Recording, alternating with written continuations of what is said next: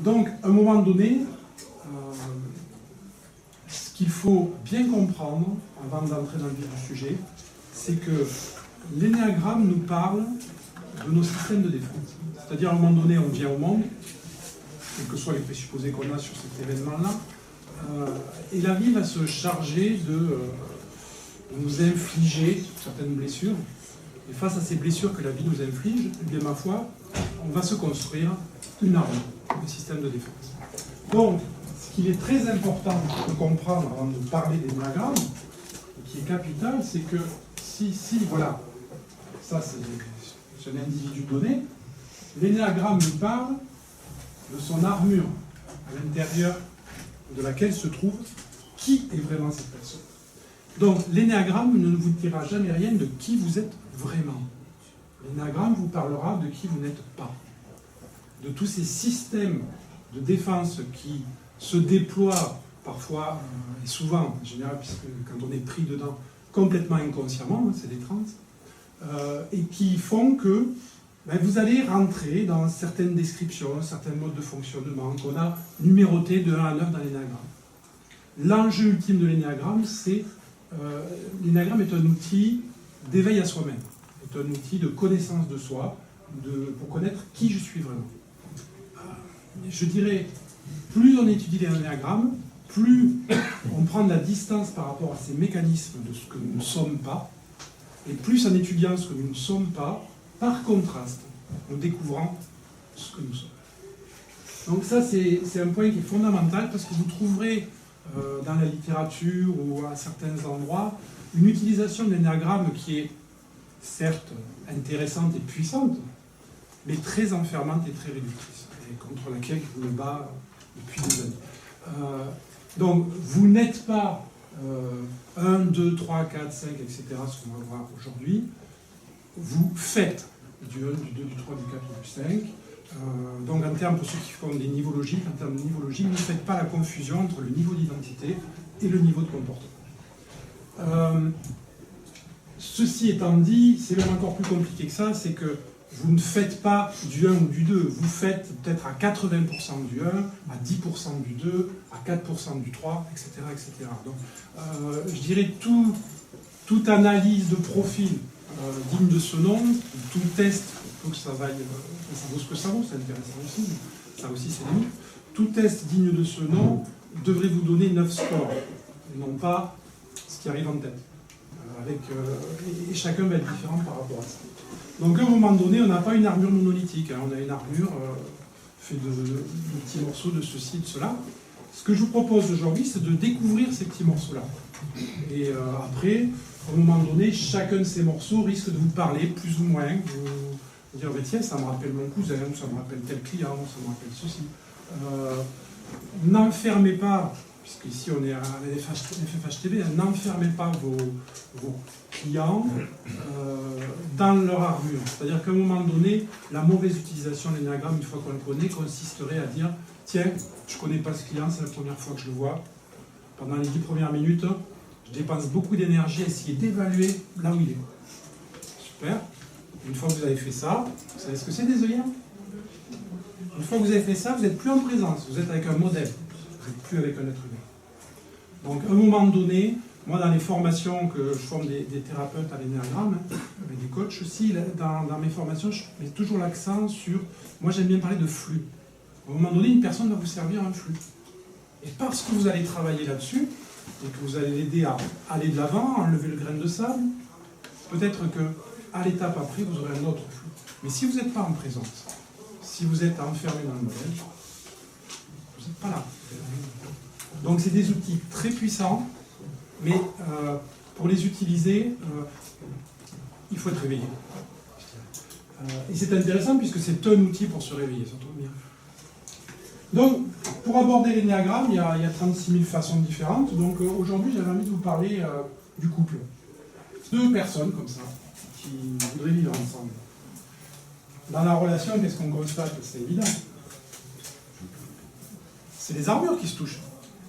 Donc, à un moment donné, l'interaction entre ces 2 personnes va être une interaction d'armure à armure. L'enjeu du couple, c'est la rencontre de l'autre. Donc la rencontre de ce qu'il y a à l'intérieur. Sauf qu'au début, ben, je vais tomber sur la façade, je vais tomber sur l'armure. Et de ce fait, parfois il y a des personnes qui me posent la question, oui mais alors moi je suis très coloré par je sais pas, le 6, qu'est-ce qu'il me faudrait? Ça ne marche pas comme ça. Ça peut être n'importe quelle armure en face, la question c'est pas celle-là. Par contre, en tant qu'accompagnant, puisque je reçois des couples aussi, quand je sais la prison de l'un et que je sais la prison de l'autre, je peux raconter la pièce de théâtre. Ça oui. Je peux raconter la névrose de couple, ce qui se passe. Et on tombe juste à tous les coups. Donc à un moment donné, à travers la maîtrise des caractéristiques de ces armures et des caractéristiques des interactions qui sont assez mathématiques, hein, finalement. Vous allez voir, je vais vous donner juste quelques exemples, parce que vous pourrez passer des heures. Mais à travers cette étude-là, on va pouvoir aider les personnes, au niveau de leur logique de couple, à aller au-delà, à accepter l'autre au-delà de là où il en est avec son histoire, toutes ces choses-là. Donc c'est un outil assez intéressant pour cette application, pour d'autres aussi, mais pour celle-là. Alors, comment vous présenter un petit peu... alors, j'ai pas envie de vous faire un exposé sur la structure sous-jacente, qui est certes très intéressante, que vous trouverez dans plein de bouquins ou plein de parutions gratuites sur Internet, y compris celles que j'ai pu faire ou des confrères. J'ai envie de m'introduire dans cette logique de couple. Alors, à un moment donné, on va dire, par exemple, j'ai ce monsieur qui vient me voir, et puis ça ne va pas dans son couple. Et puis il m'explique que oui, non mais ça ne va pas du tout, parce que comprenez, de toute façon on mange, et puis après elle ne débarrasse jamais son assiette, c'est toujours à moi de le faire, et puis elle fait... Quand elle passe le balai, il reste des miettes, elle ne le fait qu'à moitié, et puis ça ne va pas du tout, et puis ce genre de... Vous n'avez jamais eu ce genre de remarque de la part de quelqu'un? Alors là, cette personne-là, quand elle est là-dedans, elle vous sert du mécanisme 1. Mécanisme 1, perfectionnisme. Alors quelqu'un qui serait enfermé à 100% dans un perfectionnisme, ce qui n'existe pas, parce que cette personne, à un moment donné, va être enfermée là-dedans, à un autre moment, peut être enfermée ailleurs, on peut espérer ne pas être enfermée à un certain moment. Donc cette personne-là va être très attachée à ne pas faire d'erreur. Parce que la moindre erreur crée à l'intérieur c'est une question de vie ou de mort, pour les raisons structurelles. Donc à un moment donné, cette personne-là qui vit je ne dois absolument pas faire d'erreur, de fait, mathématiquement, va avoir des postures plutôt rigides, va être dans des positions plutôt hautes. C'est un petit peu le maître d'école, hein, souvent, qui vous fait la leçon, qui vous dit... Et donc, à un moment donné, quand vous identifiez que dans la dynamique de couple, le problème qui bloque, c'est celui-là, avec cette personne-là, si c'est cette personne-là que vous avez en accompagnement, si c'est son conjoint, c'est plus délicat, vous pouvez donner des conseils sans non plus faire de l'ingérence. Si vous êtes à un moment donné bloqué dans le mécanisme 1, perfectionnisme, la chose à comprendre, c'est ce qu'est la perfection. Si je vous demandais là, maintenant, tout de suite, de prendre top chrono, je prends mon téléphone qui fait minuteur, ça veut dire tac. Vous avez 1 minute, feuille blanche, pour me résumer tout ce que je vous ai dit depuis qu'on vient de commencer. Et au bout d'1 minute, je relève les copies, mais en plus comme un sadique, vous savez, le stylo qui court encore sur la feuille, on fait un truc à fou. Et là, vous me rendez votre copie. Et pendant 1 minute, vous avez pris une profonde respiration, vous avez fait une détente sophrologique avant, hein, pour ceux qui étaient dans la conférence présente, c'est en pleine possession de vos moyens. Et pendant 1 minute, vous y allez. Et puis à la fin, vous me rendez la copie. Et là, vous vous dites dans votre tête, ah non, mais ça ne va pas parce que j'ai une faute d'orthographe. Et puis là, ça ne va pas parce que j'ai pas parlé de ça. Et puis, non, ça ne va pas du tout, ce que j'ai fait, c'est pas bon. Vous êtes en plein perfectionnisme. À partir du moment où, pendant 1 minute, vous mettez toute votre intention, vous utilisez toutes les ressources dont vous avez la jouissance à un moment donné. C'est-à-dire vous avez eu la nuit de sommeil que vous avez eue, vous avez eu le repas que vous avez eu. Il y a des conditions qui sont ce qu'elles sont. À partir du moment, pendant cette minute-là, vous monopolisez tout, vous êtes dans l'intention de faire de votre mieux, ce que vous rendez est une perfection. Une perfection incarnée. Sinon, vous êtes dans un perfectionnisme. Vous savez, tous les ismes, c'est des idéaux. C'est des choses qui sont dans la tête, mais qui ne peuvent pas s'incarner dans la matière. À un moment donné, le déclic, il est là. Ce qui est à comprendre, c'est que la perfection, elle ne sera jamais dans le résultat. Et pour ceux qui font du bricolage et qui se sont repris à 20 fois pour que ce soit nickel et puis que c'est jamais comme ce qu'ils avaient dans la tête, ils le comprendront. La perfection, elle n'est pas dans le résultat, elle est dans l'intention. Et ça, c'est un sacré débloqueur. Alors après, vous l'utilisez dans vos accompagnements, par rapport si ça peut bloquer le couple, par rapport à ça. Donc ça, c'est une première thématique, un premier mécanisme qui pourrait se mettre en place, et dont l'énéagramme nous parle à long, à large, en travers, avec plein d'autres préconisations que celle-là. Après, vous avez un autre cas de figure. Madame vient vous voir au cabinet, et puis elle commence à vous parler de son couple qui ne va pas du tout. Et puis elle vous dit, avec tout ce que j'ai fait pour lui, franchement, alors là on est dans le mécanisme qu'on a numéroté numéro 2, de aide aux autres. Alors, dans cette logique de aide aux autres, il se passe quoi? La personne inconsciemment prend l'amour pour une marchandise. Et dans cette confusion, dans cette fausse croyance que l'amour, finalement, c'est quelque chose qui se quantifie, avec des transactions, et que si je veux en avoir, il faut que j'en donne. Et que donc, comme je veux en avoir, parce que j'en ai besoin, la meilleure façon que j'ai trouvée, c'est de tirer le premier, d'en donner. Sauf que ça s'appelle investir et attendre les dividendes. Et quand les dividendes ne viennent pas, avec tout ce que j'ai fait, ça ne va pas se passer comme ça. Donc, à un moment donné, ce mécanisme de aide aux autres, qui est, je dirais, le mécanisme qui génère tous les scénarios de culpabilité. La culpabilité, elle est juste avec, c'est dans le package. La culpabilité, les triangles dramatiques, pour ceux qui connaissent, avec le sauveur en particulier, et la victime, puis après les persécuteurs. Donc toute cette dynamique-là, l'énéagramme va nous parler de cette dynamique à travers cette étude de ce deuxième mécanisme. Alors, ce qui est à conquérir, c'est l'amour inconditionnel. C'est je donne mais j'attends pas de retour. Donc, à un moment donné, moi j'aime bien donner la métaphore à des personnes qui sont deux pieds pris là-dedans. À un moment donné, vous donnez et vous attendez un retour. Donc vous donnez, mais vous vous oubliez. Vous ne vous aimez pas. Vous aimez d'abord l'autre, et c'est l'autre qui doit vous aimer pour que vous puissiez vous sentir aimé. Donc ce mouvement-là, je propose aux personnes de l'inverser. Je donne, mais je me nourris de donner. Je me sers au passage. Ça me fait plaisir de faire plaisir. Et ce mouvement qui n'est pas cette boucle, mais qui est celle-ci, je me nourris, donc j'attends rien. Et tout ce qui vient, c'est du bonus.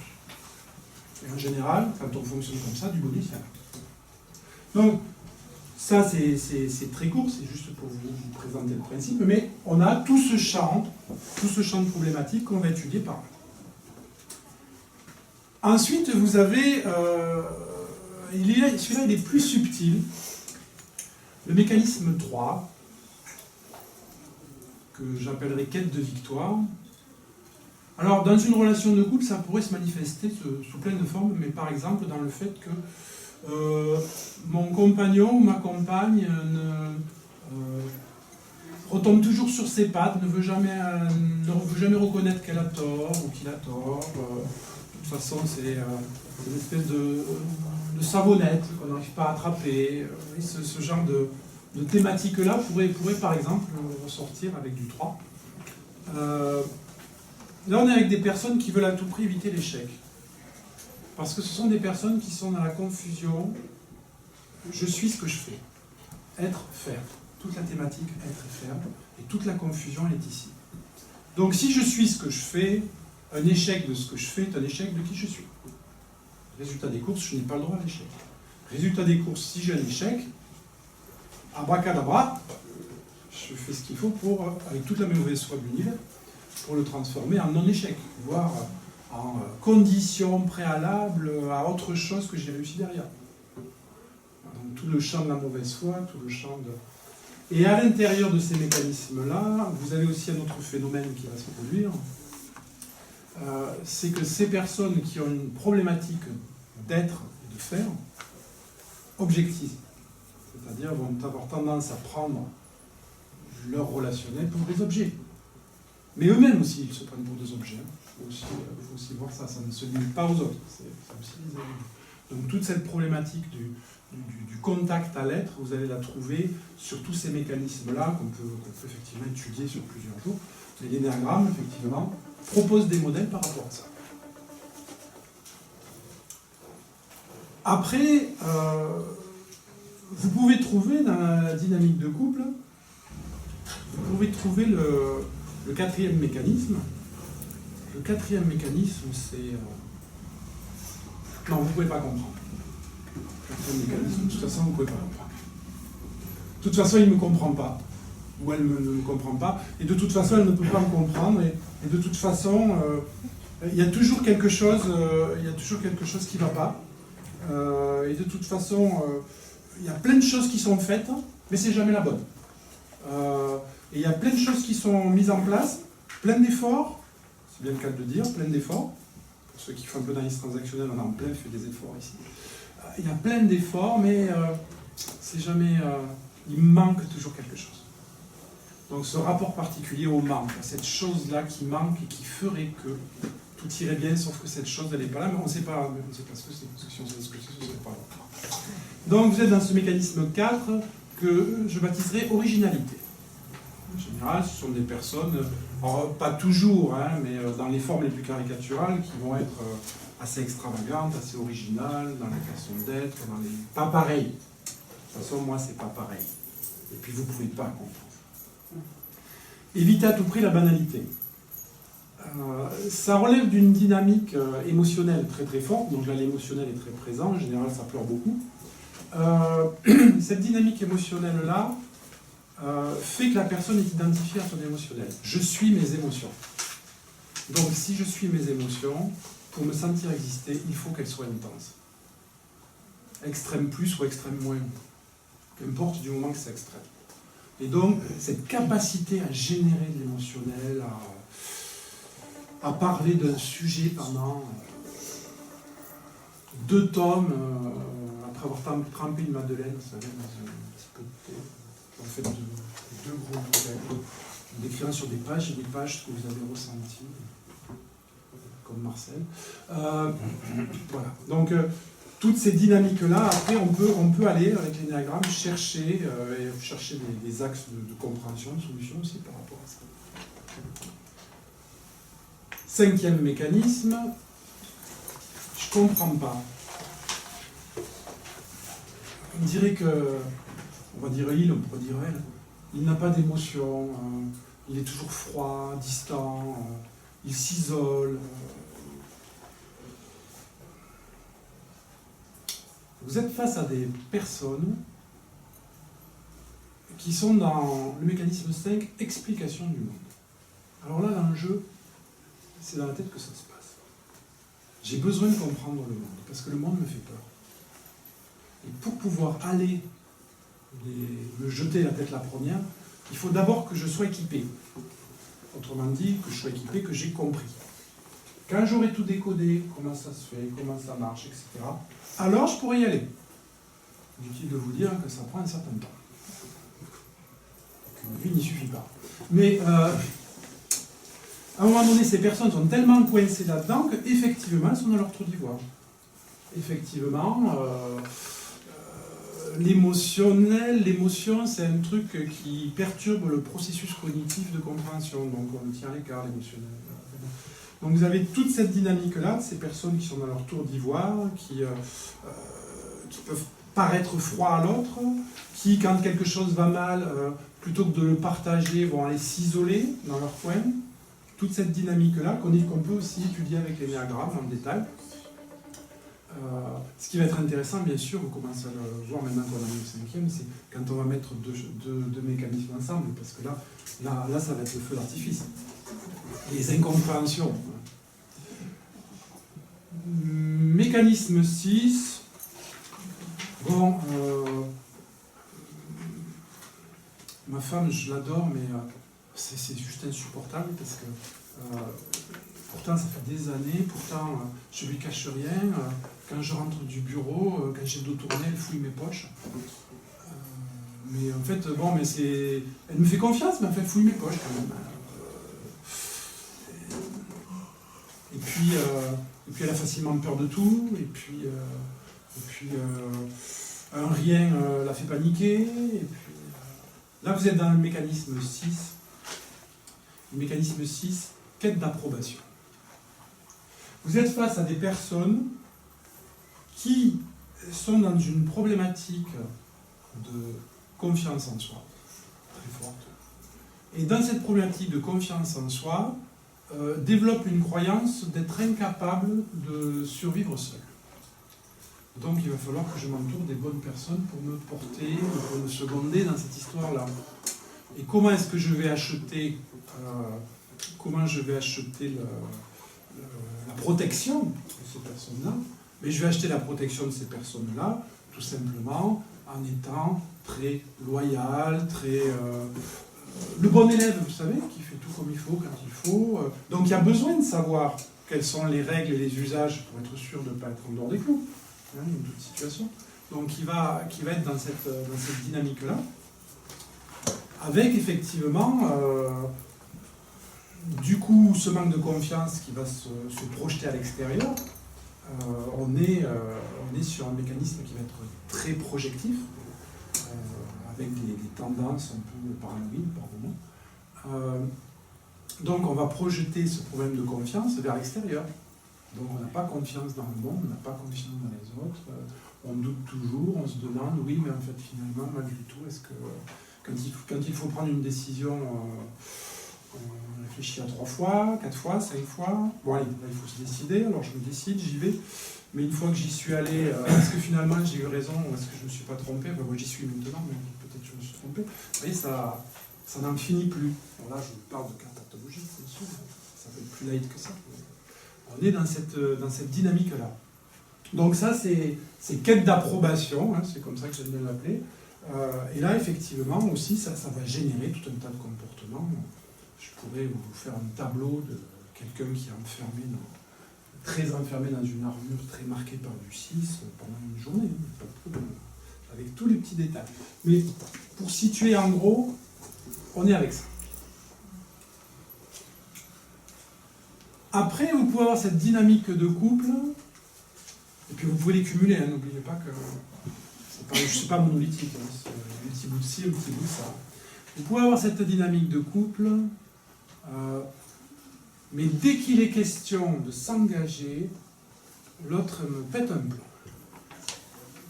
Dès qu'il est question de restreindre un tant soit peu la liberté d'un des deux partenaires, rien ne va plus. Il y a des sabotages, il y a des trucs. Alors on est très bien ensemble, alors le classique c'est ne toujours pas, ou elle ne veut toujours pas se marier, ou des trucs comme ça, mais ça peut être des trucs plus subtils.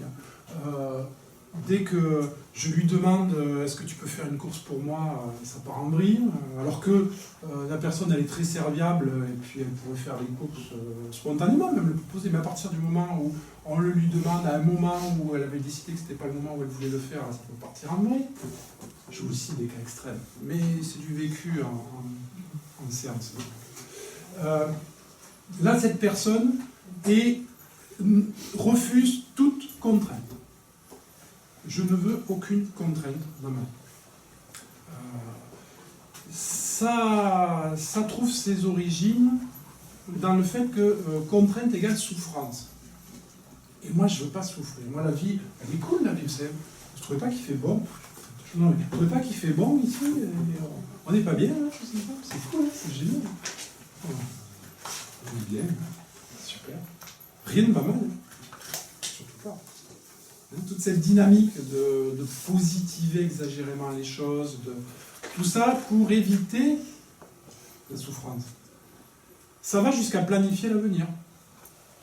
Je ne sais pas ce qui va se passer en sortant de cette salle, mais bon, soit il va se passer ceci à ce moment-là, je sais ce que je vais faire, soit il va se passer autre chose, et j'ai un plan B. Et de toute façon, dans les deux cas, je ne vais pas me laisser coincer, ça c'est sûr. Donc ce sont des personnes qui souvent passent beaucoup d'énergie à planifier les futurs possibles. Et tout le temps que ces personnes passent à planifier les futurs possibles, ces personnes ne sont pas dans l'ici et maintenant. Ces personnes ne sont pas dans l'instant présent. Et donc si en face il y a un partenaire qui est très dans l'instant présent, on verra les combinaisons tout à l'heure, mais genre quelqu'un qui est dans 4 originalités, qui est vraiment dans l'instant présent, là ça se rencontre mal. Vous pouvez là aussi creuser. Mécanisme 8, caricatural. Ça peut aussi être plus subtil que ça, mais pour vous faire comprendre, à chaque fois, je prends des trucs assez extrêmes. On se plaint que l'autre est un peu brut de décoffrage, prend pas de gants, ne me ménage pas, ça passe ou ça casse. Tout ce genre de dynamique-là. Pourquoi? Parce qu'on est dans un 8, mécanisme que j'ai appelé recherche de pouvoir. La personne ne va pas pouvoir, dans son système de croyance, pouvoir admettre, pouvoir être contrôlé ou dépendant de qui que ce soit d'autre. Je veux éviter la faiblesse à tout prix. Donc à un moment donné, ça va forcément générer des comportements un peu rentre-dedans, un peu carrément très assertif, plus c'est caricatural, plus c'est vrai, voire, dans la mesure où je voudrais surtout pas me laisser manipuler par l'autre, les trucs par en dessous, ça me plaît pas, j'ai besoin de savoir qui j'ai en face de moi, j'ai besoin d'authenticité, je déclenche le conflit. Je provoque le conflit pour voir comment l'autre répond. Et une fois que je sais, j'arrête le conflit. Ce qui m'intéressait, c'était pas d'aller à la guerre, c'était de savoir ce que l'autre avait dans moi. Très très classique. Donc à un moment donné, c'est l'un des deux comme ça dans le couple, c'est souvent des couples à dispute. Pas forcément, mais enfin bon. C'est rarement le long fleuve tranquille. Donc, et tout ça, ça va trouver sa dynamique dans je dois être fort. Je dois être fort en toutes circonstances. Ce qui est à travailler, si c'est la personne, le demandeur, le demandeur et la personne qui vit cette armure-là, ce qui est à travailler, c'est l'ouverture et s'autoriser à exprimer ses besoins. Parce que s'autoriser à exprimer ses besoins, c'est oula. Vous avez vu, là, il n'y a plus d'armure. C'est là que je suis faible. Donc il y a tout un axe de travail sur s'autoriser les besoins, s'autoriser à les exprimer, toute cette dynamique-là qui peut se faire seule ou qui peut se faire intelligemment dans une dynamique de couple en prenant appui sur ce qu'il y a en face chez le partenaire. C'est toute la créativité qui s'est en place. Dernier mécanisme, personne qui vient me voir, mon partenaire ou ma partenaire est adorable. C'est cool. Mais il ne se passe rien. Je m'ennuie un petit peu, mais je voudrais que il ou elle prenne des initiatives. Je suis toujours en train d'essayer de le pousser ou de la pousser, je ne comprends pas, qu'est-ce qui se passe? Vous êtes face à mécanisme 9, quête d'harmonie. Alors, quête d'harmonie, c'est ces personnes qui, en toute situation, vont vouloir éviter les conflits. Maintenir quelque chose de... Alors, c'est quelqu'un qui vous dira jamais non. Jamais. Si la personne n'est pas d'accord, elle vous dira peut-être. C'est une façon polie de vous dire non. Et puis vous n'avez pas entendu le non, ou le partenaire de vie n'a pas entendu le non, donc compte sur la personne. Et ça ne se fait pas. L'inertie, le passif-agressif pour ceux qui ne savent pas. Et plus on va mettre la pression à ces personnes-là, plus vous avez comme un gros rocher de granit qui est posé sur le sol et que vous ne pouvez pas bouger. personnes qui ne se mettent jamais en colère. Sauf qu'il y a un mécanisme, l'analyse transactionnelle appelle ça la collection de timbres. On peut aussi plus communément appeler ça la goutte d'eau qui fait déborder le vase. C'est des personnes d'un calme, jusqu'à ce que vous arriviez avec votre petite goutte. Ça n'avait vraiment pas de bol. Vous mettez la petite goutte, et alors là, ça dure 3 minutes, 4 minutes. Mais alors là, vous allez vous en rappeler. Puis après, vous êtes tranquille pour 5 ans de plus, le temps de qui sont remplacés. Et là, on ne comprend pas. Sauf si on a les clés de décodage qui vont derrière, bien sûr. Donc, ça, c'est juste un petit aperçu des 9 mécanismes à travers des interactions de couple. Qu'est-ce que ça pourrait donner et qu'est-ce qu'à travers ce qu'on pourrait entendre de nos clients, on pourrait commencer à décoder. Après, on a tout l'outil Enneagramme pour savoir quoi faire, pourquoi, comment. Ça déborde largement le cadre de cette conférence. Ce qui peut être, je vais avoir un petit peu l'heure, je suis l'autre. Ce qui peut être assez amusant dans cette logique-là, c'est d'essayer de voir qu'est-ce que ça peut donner les combinaisons.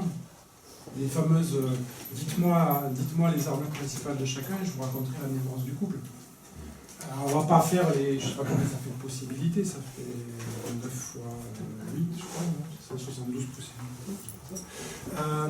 Prenons-en quelques-unes de typiques. Alors il y en a un des deux qui est dans un mécanisme prédominant 1, perfectionniste, et l'autre dans un mécanisme prédominant 7, optimiste. Un grand classique, ça. Alors, forcément, il y en a un, il faut faire les choses dans l'ordre, et l'autre, c'est le joyeux bazar. Ah, j'en connais plein des couples comme ça. Ah, il se trouve... Alors, il y en a un qui veut s'amuser, et l'autre, il veut travailler. Il y en a un qui est dans le laisser-aller, c'est totalement insupportable. Celui ou celle qui est dans un mécanisme 1, enfermé dans son mécanisme, vit le laisser-aller du 7 comme totalement insupportable. C'est impossible. En retour, le 7 va trouver le mécanisme 1 en face borné, rigide, enfermant, étouffant. Et toute la dynamique des disputes, elle est autour de ça. Il y a 14 heures. Alors peut-être si on explique à un ce qu'est le perfectionnisme et à l'autre ce qu'est le vivre l'instant présent, il peut se passer des choses. Vous en avez un que j'aime bien. Prenez quelqu'un qui fait majoritairement, je prends à chaque fois, je ne vais pas répéter la phrase longue, mais vous avez bien compris que tout ça n'est pas figé et enfermant. Quelqu'un qui fait du 2 aide aux autres, et vous le mettez en couple avec quelqu'un qui fait, donc de manière pas plutôt caricaturale, du 5, explication du monde. Alors la personne qui fait du 2, elle veut aider. Mais elle veut aider parce qu'elle veut qu'on puisse dire que c'est grâce à elle que... Et en face, vous avez quelqu'un qui a son jardin secret, qui a son château fort, et on ne rentre pas. Et plus la personne qui fait du 2, elle tape à la porte, plus il y a des murailles qui se rajoutent. Et plus il y a des murailles qui se rajoutent, plus elle essaie de rentrer fort. C'est assez rigolo à regarder. Autre cas classique. Prenez quelqu'un, autre exemple, qui fait du 3, donc quête de victoire, c'est une personne qui a besoin de réussir, mais qui a besoin d'être réussir pour, je ne l'ai peut-être pas dit tout à l'heure, parce que je ne sais plus quels éléments j'ai donnés, mais qui a besoin de réussir parce que le regard de l'autre est important, parce qu'il y a besoin d'être approuvé par l'autre, il y a besoin d'être validé par les autres.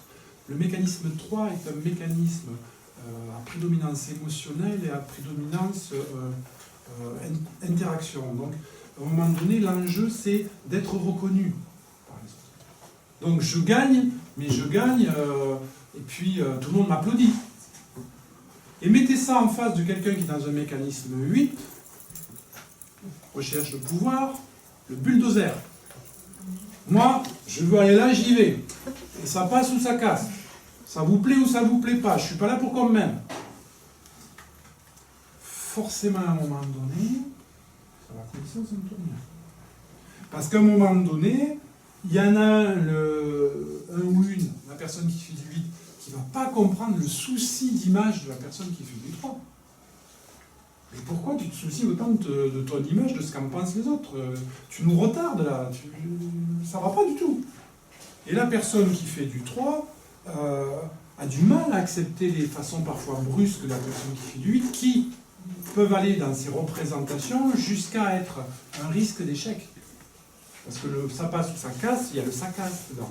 Et pour la personne qui fait du 3, le ça casse, non. Ça, j'en veux pas. Donc, vous voyez la dynamique qui peut s'installer. Alors ça, c'est une dynamique qui peut être de couple. C'est une dynamique qui... Alors j'ai fait... C'était le mois dernier, j'ai fait une thérapie de couple, entre guillemets, entre un directeur et son directeur adjoint. Et c'était ce schéma-là. Bon, alors c'était pas une logique de couple, mais effectivement, ils ne comprenaient pas pourquoi ça n'allait pas fonctionner. On en était au clash. Ça allait beaucoup mieux une fois qu'on a décollé. Ça allait beaucoup mieux. Classique aussi, que j'ai rencontré souvent, la personne dans son originalité de 4, qui partage sa vie avec la personne dans sa puissance de 8. Alors d'un côté, vous avez je suis fort, je suis blindé, et puis les émotions, rien à faire, et puis on avance. Et de l'autre, vous avez l'hypersensible. Et puis l'hypersensible qui n'arrête pas de réclamer de l'attention, qu'on s'occupe de lui ou d'elle. En face, le 8, il se détourne, il démissionne. Et l'autre, il lui manque quelque chose du coup. Ça valide le mécanisme de manque et ça amplifie. Ou alors, dans des cas un petit peu plus embêtants, ça pourrait déclencher certains mécanismes qu'on peut trouver chez quelqu'un qui va dans du 8 mais qui va très mal, dans le cas extrême, des tendances sadiques. Alors quand on sait que quand il va très mal, le mécanisme 4 a des tendances masochistes, vous voyez le couple que ça donne. Ok ? Alors, peut-être un dernier exemple, mais je pourrais les passer tous. Du 2, donc aide aux autres, avec du 9, quête d'harmonie. Ah, tiens, ça a priori, dans les deux cas, on veut faire plaisir aux autres, mais pas de la même façon. La personne qui fait du 2, elle aide l'autre pour qu'on puisse dire « il a réussi, mais c'était moi qui l'ai coaché, hein, c'est moi qui l'ai porté ». Et la personne qui fait du 9, si elle en fait très fortement, est dans un manque d'ambition totale. Et donc le 2 est en train d'investir là, et de ne pas avoir ses dividendes parce que l'autre refuse de réussir. Pas du tout. C'est pas ok du tout. Dans l'autre sens, la personne qui fait du 2, pour des raisons structurelles qu'on ne pourra pas expliquer ici, est une personne qui a besoin de contrôler, de tenir son monde. Là, on est dans le matriarcat.